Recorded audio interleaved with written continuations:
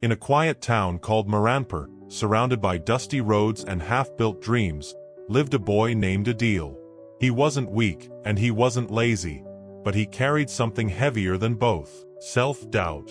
Adeel doubted everything about himself: his abilities, his intelligence, his future. Every time he thought of trying something new, a voice inside him whispered, "You're not good enough." At school, he sat on the last bench. Not because he wanted to, but because he believed he didn't belong at the front. When teachers asked questions, he knew some answers, but his hand never rose. What if I'm wrong? What if they laugh? So he stayed silent. At home, his parents often said, "Beta, you should believe in yourself." Adeel would nod, smile weakly, and return to his room, where doubt waited for him like an old friend. He admired confident people, boys who spoke without fear, students who walked with certainty. He thought confidence was something you were born with, like height or eye color, not something you could build. One evening, while returning from the market, Adeel noticed an old public library he had never entered before. The paint was faded, the door creaked, but something pulled him inside.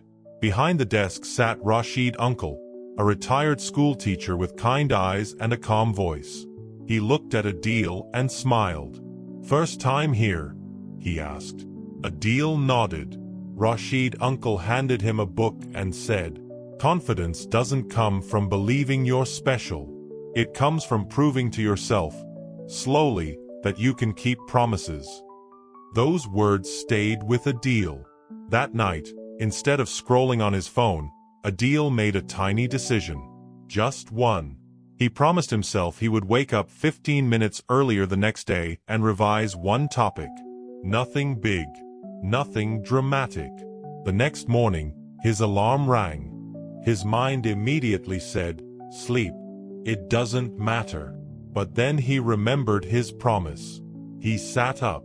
That small action felt strange, but powerful. The next day, he did it again, and again.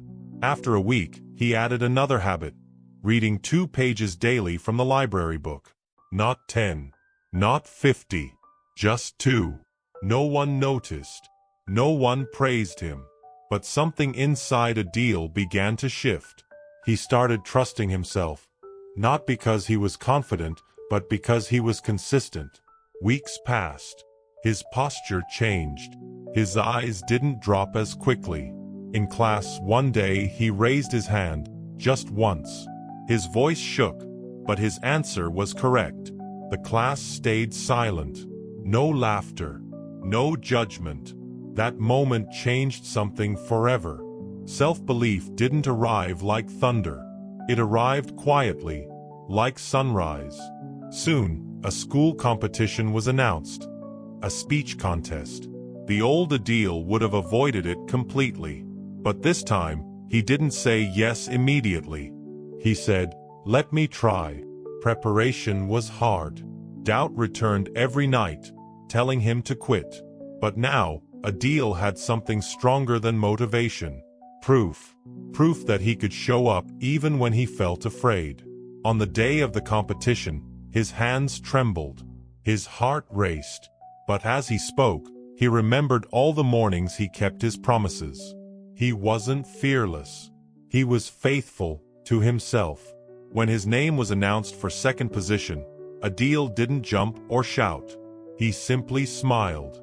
Because he knew the real victory wasn't the trophy. It was this truth. Self-belief is not magic. It is built step by step. That evening, he went to the library again. Rashid Uncle looked at him and said, "I can see it in your eyes now." Adeel smiled and replied, "I didn't become confident. I became reliable to myself." Moral of the story. Self-doubt doesn't disappear when you wait. It fades when you act. You don't need to feel confident to begin. You need to begin to feel confident. Start small. Keep promises to yourself. Repeat simple actions daily.